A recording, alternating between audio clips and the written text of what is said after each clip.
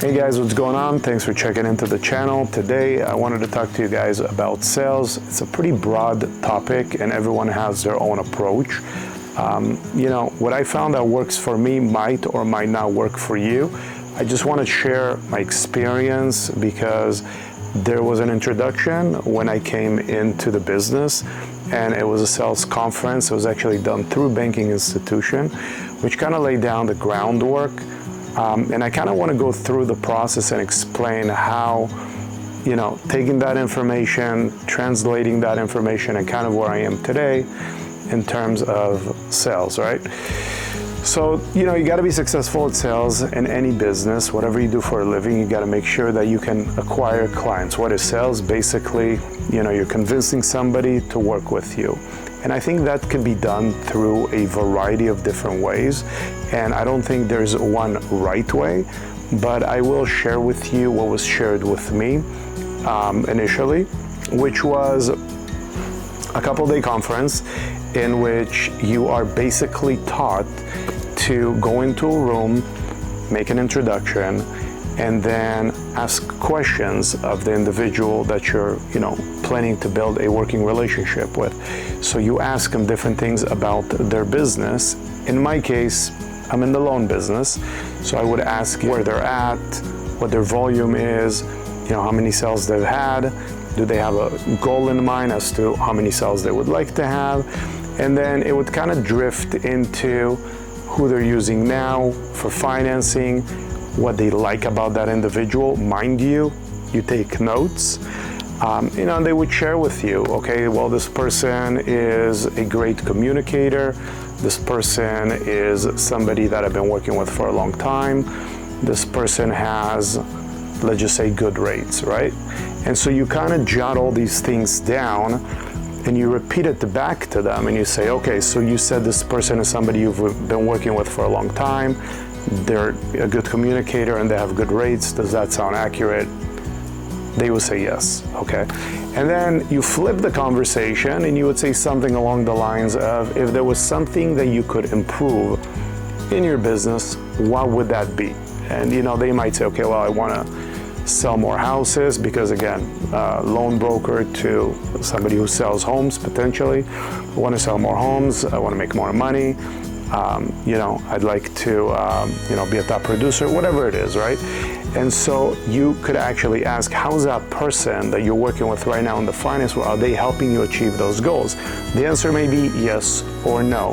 If there was something that you could change about the process, something that that person may lack, and this is where you kind of turn the tables, right? What would that be? And then, they would think about it and they would tell you something along the lines of, well, sometimes when we order an appraisal, it takes too long. So you make a note, right? And then sometimes, there's other products that are not available for this individual. So we might hit a wall and then I have to refer them out. And then this person only does, as an example, residential financing. They don't do commercial financing. A lot of my business is with commercial financing. So you take notes and then you repeat that back to them, right? So, okay, so let me see how I can help you out. I work with multiple appraisal vendors, and typically the turn times, if we're not happy with one, we switch to another. So that tends to go pretty quickly, okay? And we do actually have a lot of different products because we're not a bank, we're a broker.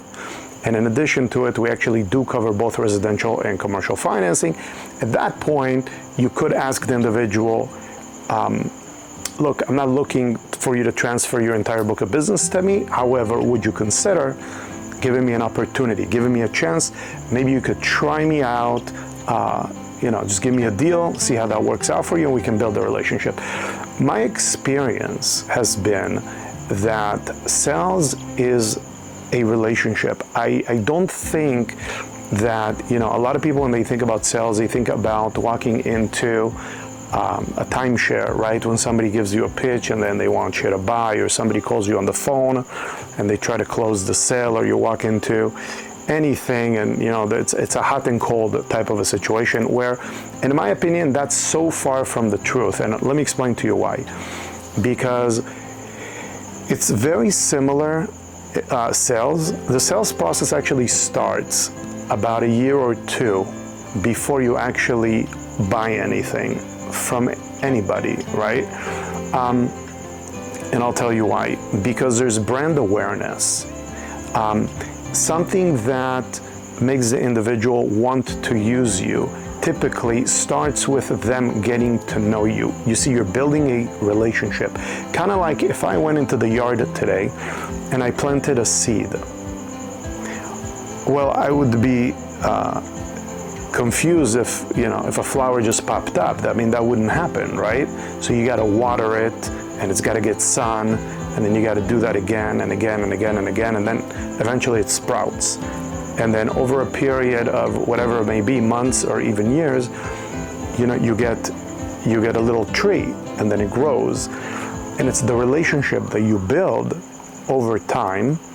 It's continual, and it's the trust, and it's the knowledge that you inject. So it doesn't necessarily always have to be in person. As an example, when you open your mailbox, you get multiple solicitations from, say, different real estate agents. There's people that you've been seeing for years. And the reason you might feel comfortable when it's time to sell your home, or perhaps it's time to buy something like Costco. You get their magazines every single month or even more, right? Because there's a certain relationship, there's a certain familiarity that takes place. And that builds the trust in the relationship to know that somebody is not there only for today, but they'll be there tomorrow as well. So when you think about it in that approach, the selling process is not that difficult.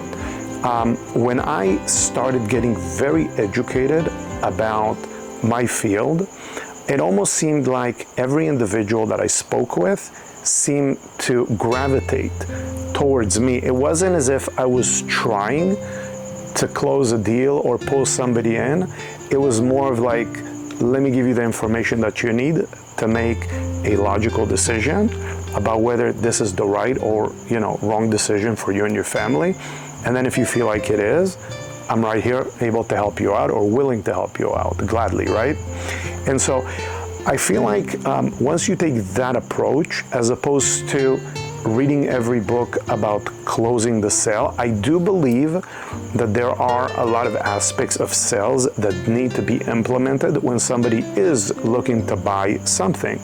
You should be asking a lot of questions, and when you do get objections, which you will, typically they're very similar in most fields, and so it's always a good idea to dig in a little bit deeper and continue to ask questions to get to the root of the problem. I do agree with that.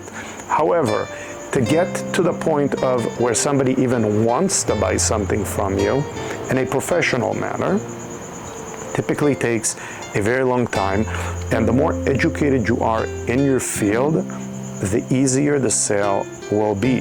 Just because when somebody knows that they're talking to somebody very knowledgeable, it makes them feel very comfortable. And you can tell that very quickly. You could tell a salesperson from somebody who's very knowledgeable, and typically the person with more knowledge will quite easily close the transaction, as opposed to somebody who doesn't know much about the actual product or the transaction, rather simply trying to make a sale. So hopefully that makes sense. If you enjoy the video, as always, please give it a big thumbs up, subscribe to my channel. If you have any questions, please put them in the comments below. Otherwise, I appreciate you guys watching, and I'll catch you on the next video. Thank you.